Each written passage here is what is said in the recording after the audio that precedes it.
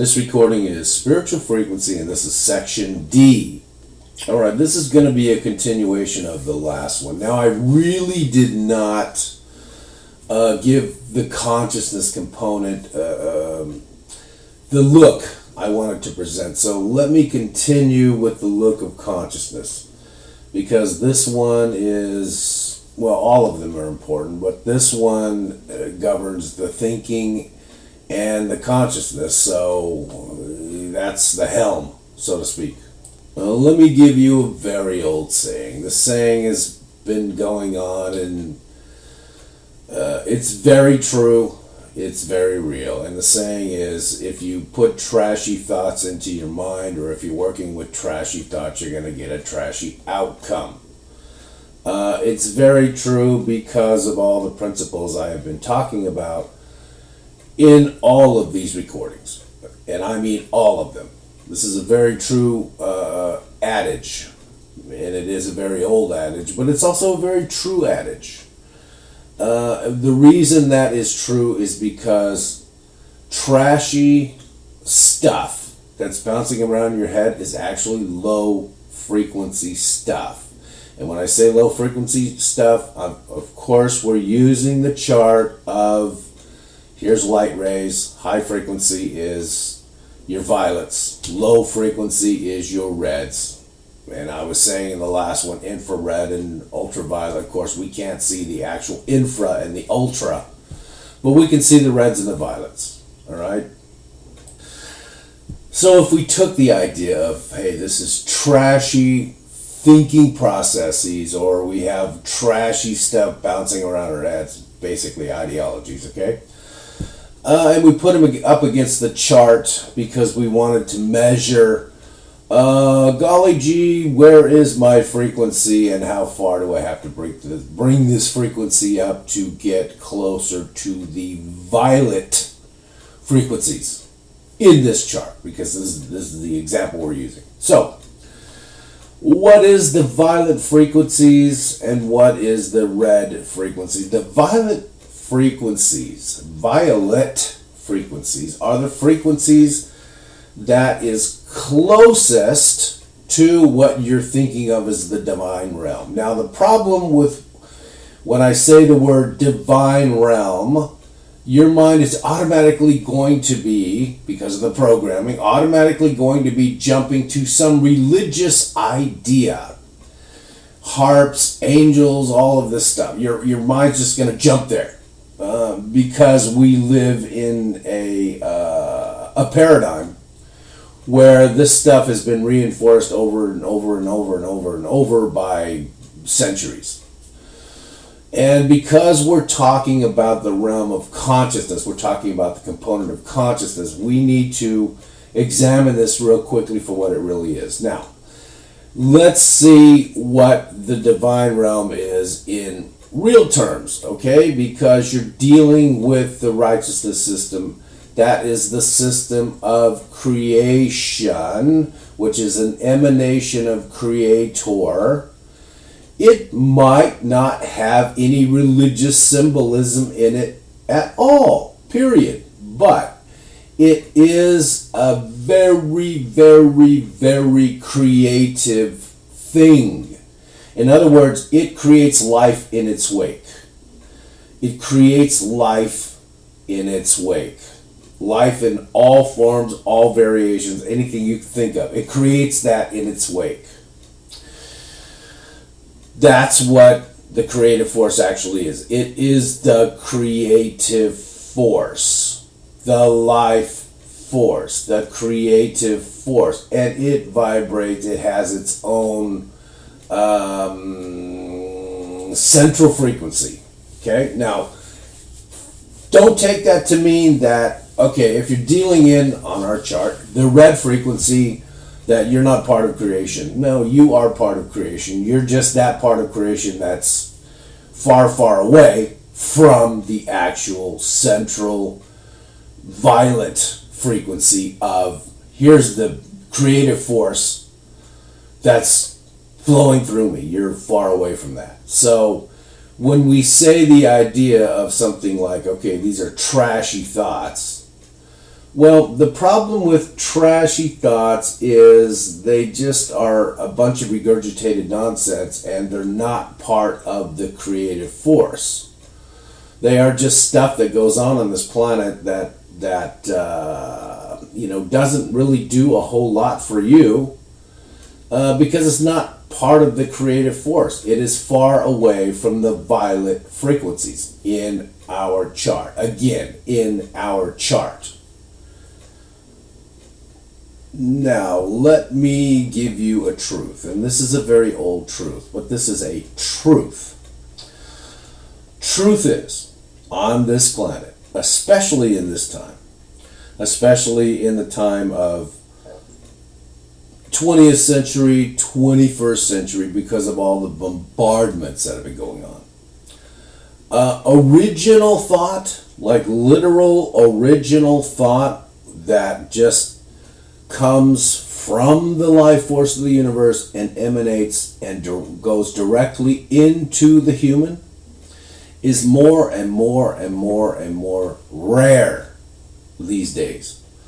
A lot of that is because of all the stuff we got going on that's bouncing around our heads. A lot of it is because the frequency which ties us into the creative force itself, the set point is not as close to that as it needs to be for original thought to develop. Now, original thought is also called solution. So, as you can see, well, one variation of it is solution anyway. So, as you can see, this is kind of an important thing. Kind of an important thing. Since we are continuing on with the last little chat, and we were actually talking about meditation as a tool to bring the frequencies up, then let's look at this. Now, there is a process to this. I'm going to refer you to my books and just listen to each one of them and just pick one. Whichever one speaks to you, pick that one, and it will be the correct one because I put this stuff in my books. This is the process of how this works. But in short, I'm going to give you a really short briefing here. You actually have the process built into you to filter. Now we're talking about the consciousness component, the component of mind. Okay? Don't forget that. In this little thing, we're talking about the consciousness component. But we have built into us a thing that filters. It filters ideas that we really don't want. It's tied to the laws of free will, and the laws of free will are something we are designed into. I know this seems like a strange concept, but part of our design, part of the design of the beings on earth, of the human kingdom, as opposed to the animal kingdom, of the human kingdom, are designed with the process, with the laws, with all of the intricacies of free will built into it. Now, it is not only possible, but it happens every single day, every single minute. We filter our thinking.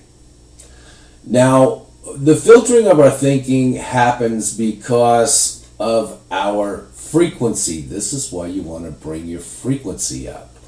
What does meditation have to do with any of this? Well, meditation as a tool, I'm going to refer you to the books. But this is a quick one, a quick synopsis. Meditation as a tool actually changes the frequency and brings the frequency up via a process. Now, all four of the components come into play with the meditation process.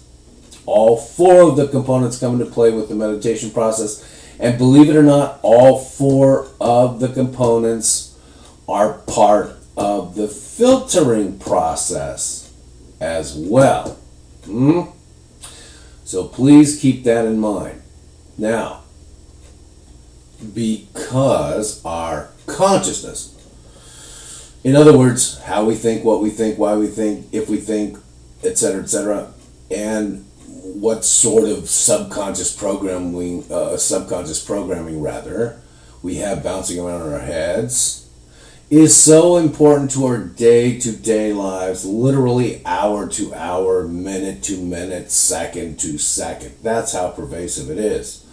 What do we think? How do we think it? What's our worldview? Do we have kinky stuff? Do we have, what kind of human are we? What sort of human are we? This is part of the thinking process. This is all under the component called mind or consciousness of the four components: body, mind, spirit, or soul, or all the physiology, all the consciousness, all the energy, spirit, energy, those words are synonymous, and soul, which is connectivity to the rest of the universe. Okay?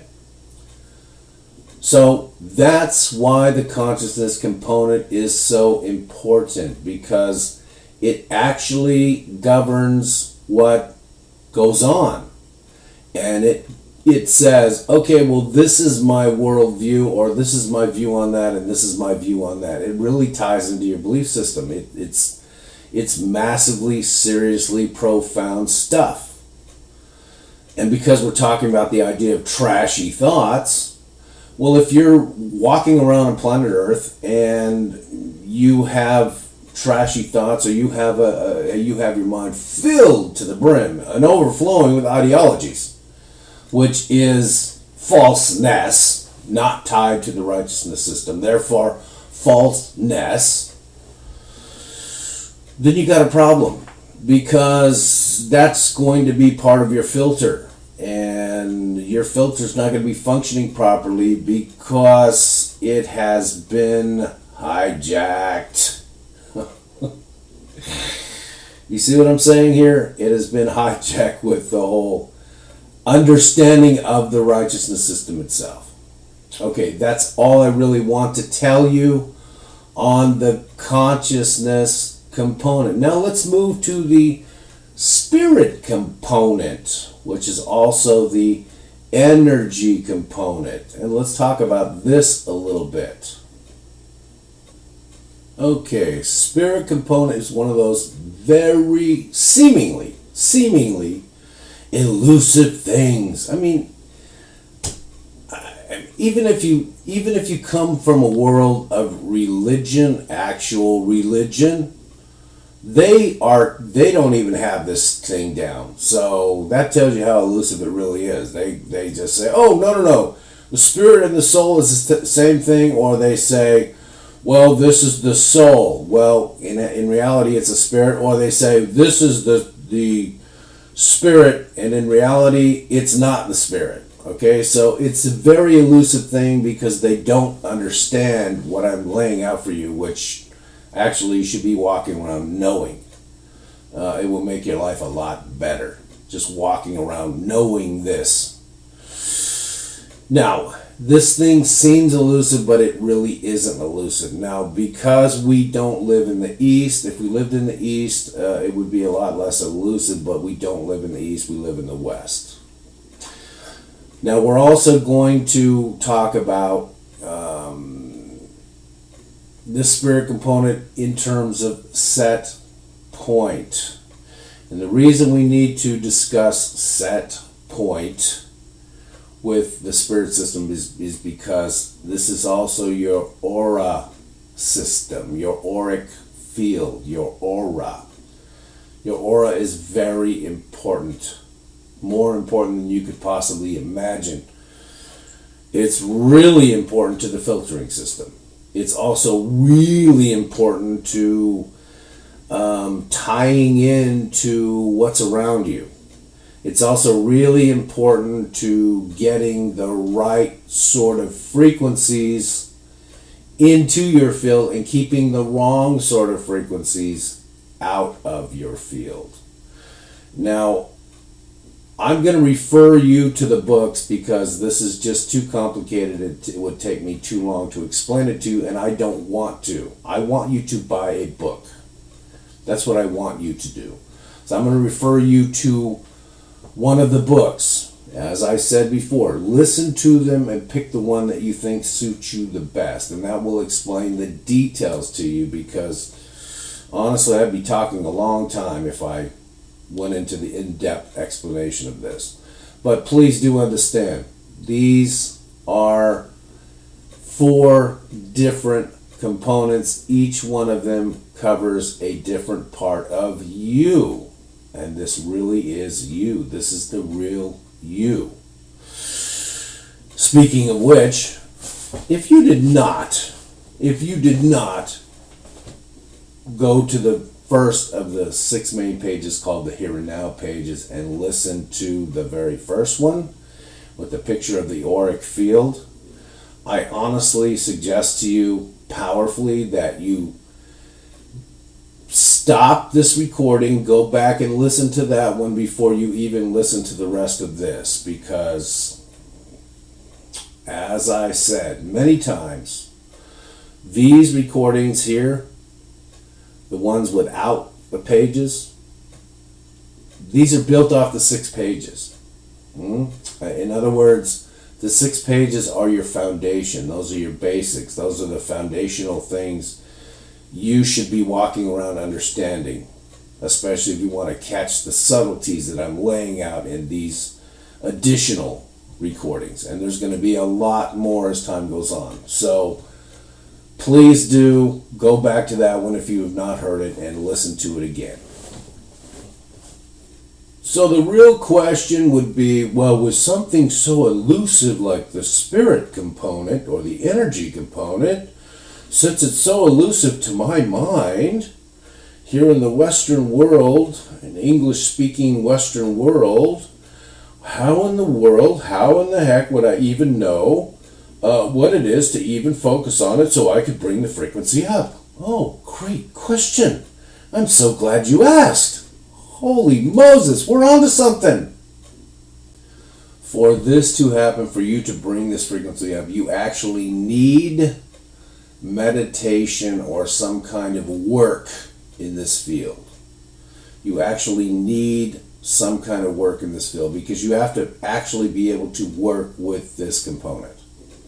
That could be anything from, okay, I'm going to sit here and meditate, or it could be, okay, I'm going to do Tai Chi, or I'm going to do Qigong, or I'm going to do this energy work or that energy work. It could be any of those things, but you actually have to start working with this so you get a feel of it and understand, this is a component of me. This really is me.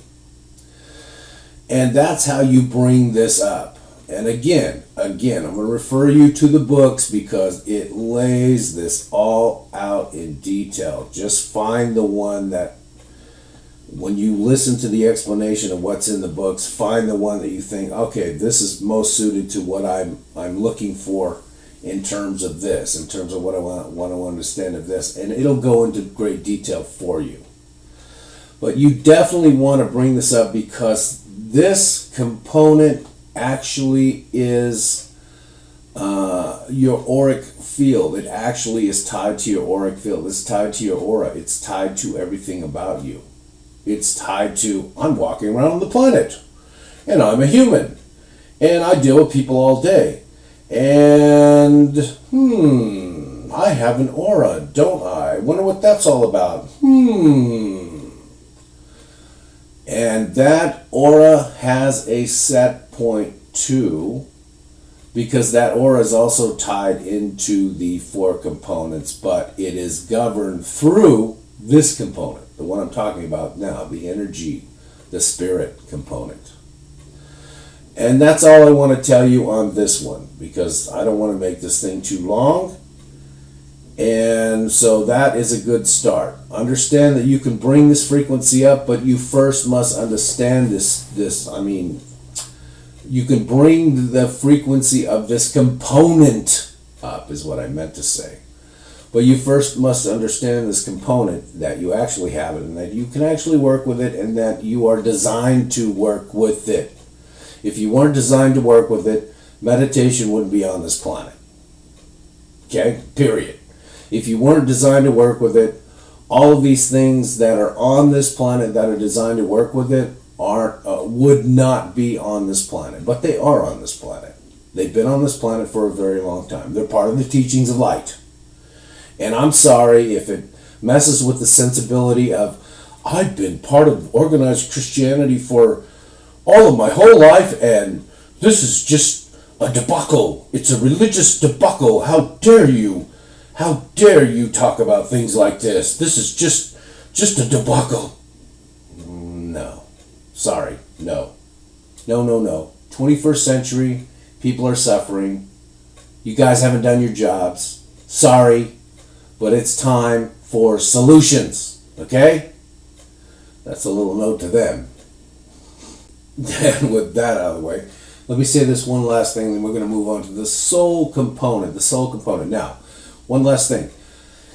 The principle of the graph, the light graph, the violet color, the same exact principle works with this. The closer you get to the violet color, because that's the graph we're using, the more infusement, because now we're talking about energy, which is actual real life force, tangible real life force, the more infusement you're going to get from what stamps out original life force in the first place, which would be God.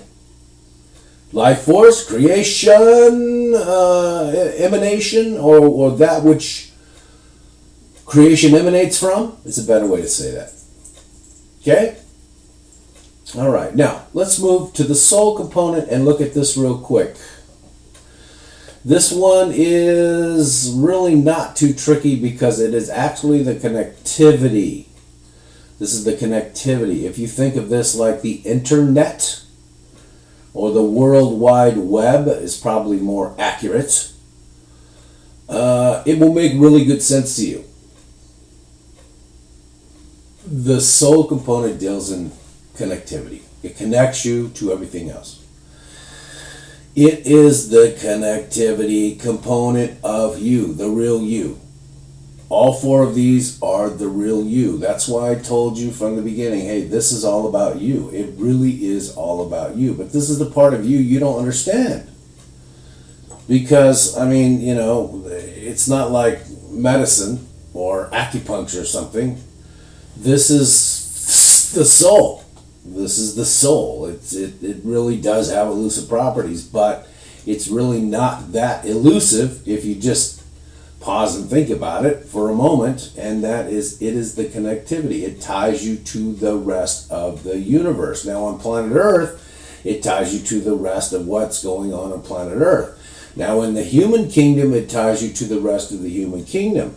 Now in the paradigm that you live in within the human kingdom, whatever paradigm that happens to be, it ties you into that. So hopefully that makes good sense to you, because this thing has a frequency as well.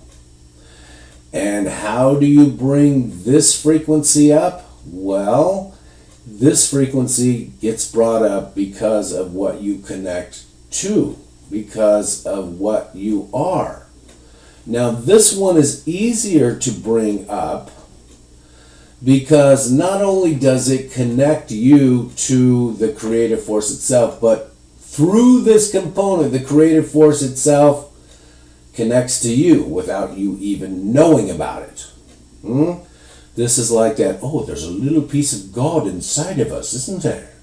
Well, yes, there is. It's called the soul component. Or it's tied in through the soul component. This is the component where it is. Yes.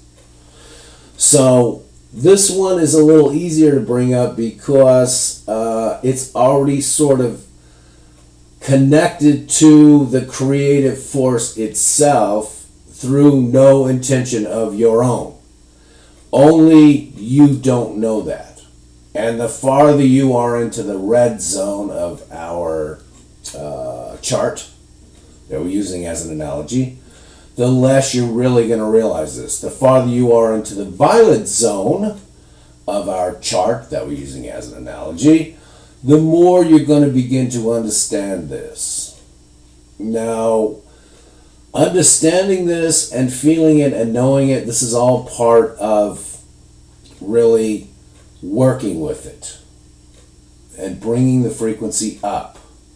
Now, the people that have this supercharged are the old biblical prophets, people that are really gifted, and I mean born that way, not some, hoodoo nonsense. I shouldn't use that word hoodoo because it really is some kind of religious thing, but hooey, let's call it hooey. It's not some hooey nonsense. Oh yes, I'm a psychic. Now there's lots of hooey people that are saying they're psychic and there's nothing psychic about them.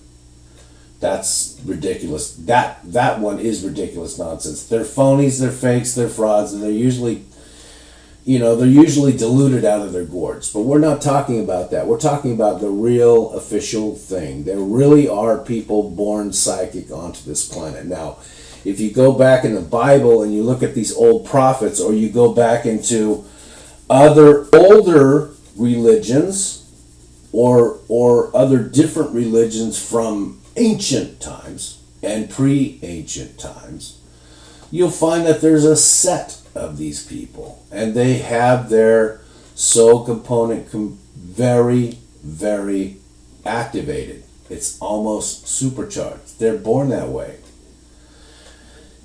They're born with it supercharged because they have to commune, whether they want to commune or not. Now, we want to commune, okay?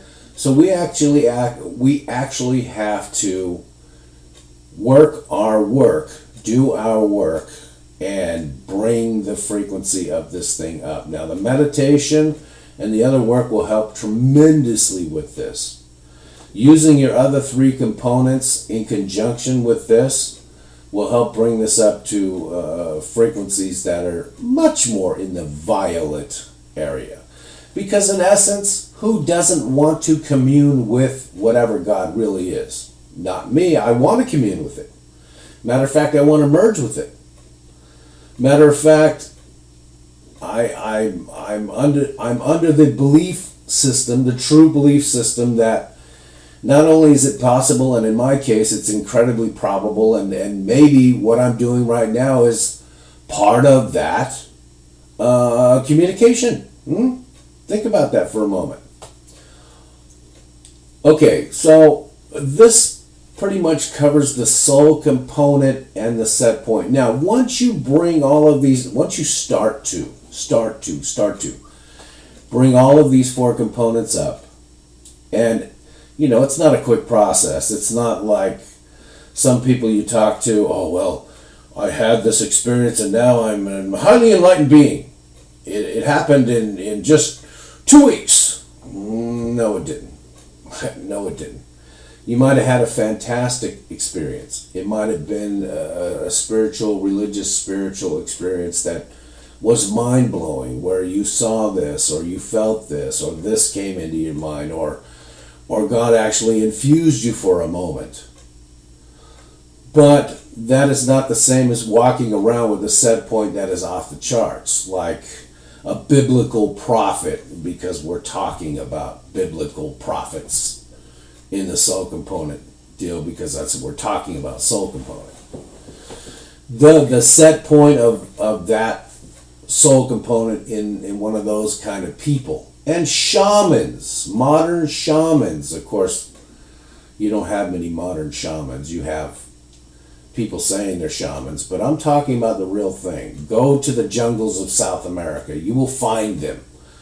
Go up to the mountains of the Himalayas. You will find them. They all have different titles, but it all falls under shaman. They are shaman people. They will probably have the ability to heal you or fix you. As a matter of fact, I can even heal you or fix you. As a matter of fact, you can even do that for other people if you bring your frequency up. But I am not a biblical prophet. I am not a biblical prophet. I'm not one of those guys, okay? I wasn't born for that. I was born in this time, not in that other time. This is the time I was born into. But you can bring this up, and it will happen for you. And all of your components, as your other three components come up, this will come up too. And the great thing about this one, the greatest thing about this one, is this is how God monitors, just like you monitor your left hand, or you monitor your big toe, or you monitor the bottom of your feet. You never look at those things and go, oh, I've got to monitor it. I'm Big Brother and I'm watching everything with the camera. You don't. That's not monitoring. That's spying. This isn't spying. This is you just monitoring parts of you. Okay, what do the cells in the bottom of my feet feel like? I mean, it's not like you're going to look at them, for God's sakes. They're wrapped up in a shoe all damn day. You know, they come from out of a shoe and then they go underwater and get scrubbed off and then back into some other wrapping. You know, we don't go, oh, let me examine the cells on the bottom of my feet. No, but our brain does. Our brain says, we must monitor all parts of ourselves. That's how God monitors us. And the soul component is for that, or at least a part of the soul component is for that. That's why it's the connectivity. And that's really all I want to say on that. So I'm going to bring this to a close. I think it's long enough. So that pretty much sums up the ideas that I think will be most helpful for the ideas of vibrational frequency. I think this will make a very, very good thing for anyone that listens to this to actually walk around knowing this 24 hours a day, 7 days a week. And as I said, I really, really hope and believe, I really truly believe this is going to help a lot of people on this planet. That's why I'm doing it. That's my motivation. Because if it helps people on this planet, it wakes up people on this planet, I consider that actually helping me. I think it's going to do me good. I think it's going to do me a lot of good. All right. I'll catch you in the next set of recordings. Adios.